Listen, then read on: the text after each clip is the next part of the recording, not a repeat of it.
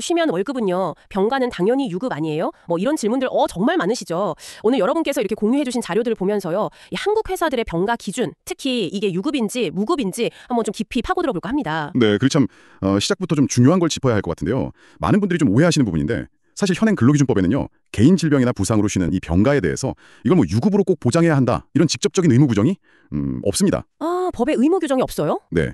업무상재해는 당연히 산재보험으로 처리되지만 그 외에 개인적인 사유는 약간 법적인 공백 상태라고 할까요? 그렇습니다. 와, 그건 저도 좀 몰랐네요. 솔직히 좀 놀라운데요. 그럼 아파서 쉬어야 할 때 이 급여 문제는 어떻게 되는 건가요? 그냥 전적으로 회사 마음에 달렸다는 건가요? 바로 그 점이 핵심입니다. 네.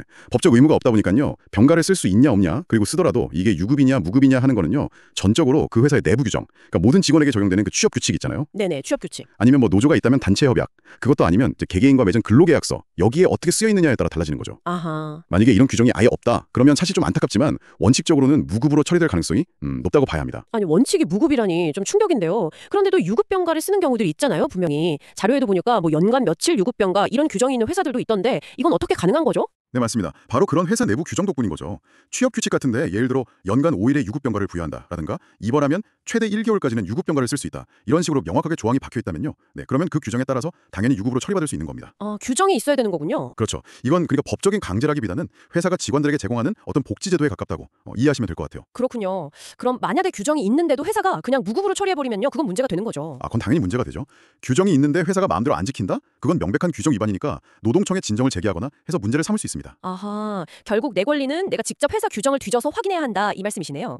근데 또 궁금한 게 병가 쓰려면 보통 진단서 내라고 하잖아요, 회사에서. 이런 개인적인 의료 기록을 회사가 요구하는 거 이거 괜찮은 건가요? 자료에도 이 얘기가 좀 있더라고요. 네, 그 부분도 많이들 궁금해하시는데요.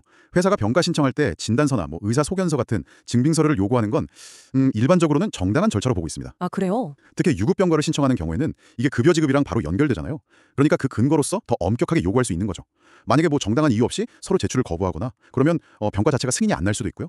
심한 경우에는 무단결근으로 처리돼서 뭐 징계 같은 불이익을 받을 수도 있으니까 그건 좀 주의하셔야 합니다. 그렇군요. 알겠습니다. 서류는 잘 챙겨야겠네요. 그럼 이 병가 기간이 나중에 퇴직금 계산할 때나 아니면 연차휴가 계산할 때는 또 어떤 영향을 미치는지도 궁금해요. 이것도 유급이냐 무급이냐에 따라 달라지나요? 네, 아주 좋은 질문이신데요. 퇴직금부터 말씀드리면 퇴직금 산정의 기초가 되는 계속 근로기간 있잖아요. 네. 여기에는 병가 기간이 유급이었던 무급이었던 원칙적으로는 다 포함이 됩니다. 아, 포함되는군요. 다행이네요. 네, 그러니까 병가를 썼다고 해서 퇴직금 산정 기간에서 막 빠지고 그러진 않는다는 거죠. 다만 아주 예외적으로요. 회사 규정에 뭐 개인 사유로 인한 무급 휴직 기간은 계속 근로기간 산정에서 제외한다. 뭐 이런 식의 명시적인 규정이 있다면 그때는 무급병가 기간이 빠질 수도 있긴 합니다. 아, 이것도 결국 규정이네요. 그렇죠. 이것도 결국엔 회사 규정을 확인해 봐야 하는 거죠. 그럼 연차휴가는요? 이것도 똑같이 다 포함되나요? 연차휴가 계산은 조금 다릅니다. 유급병가 기간은요. 정상적으로 출근한 걸로 봐요. 그래서 연차 산정에 아무런 영향을 주지 않습니다. 아, 유급은 괜찮고. 네. 그런데 무급병가 기간은 좀 달라요. 이 무급병가 기간은 소정 근로일수라고 해서 연차 산정의 기준이 되는 그 근무일수 계산에서 제외됩니다. 제외된다고요? 네. 그래서 만약에 무급병가를 좀 길게 쓰게 되면 다음 해에 받을 수 있는 연차 일수가 줄어들 수도 있다는 점. 이걸 꼭 기억하셔야 해요. 와, 무급병가가 길어지면 연차까지 줄어들 수 있다니. 이건 진짜 생각 못 했는데요. 그럼 만약에 내가 병가를 써야 하는데 우리 회사는 무급이다. 그러면 차라리 그냥 남아있는데 연차 쓰는 게 더 나을 수도 있겠네요. 돈이라도 나오니까. 네, 현실적으로 충분히 그렇게 생각하실 수 있죠. 병가가 무급 처리된다면 어차피 쉬는 건데 급여라도 나오는 유급 연차 휴가를 활용하는 게 금전적으로는 당연히 더 유리할 수 있습니다.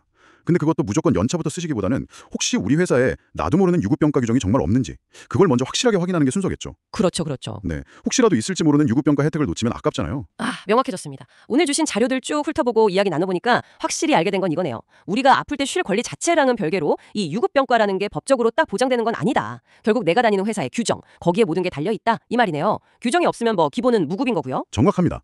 네, 그래서 오늘 이 이야기 듣고 계신 분들이 가장 먼저 하셔야 할 일은 지금 바로 우리 회사 취업 규칙이나 근로계약서 내용을 한번 확인해 보시는 겁니다.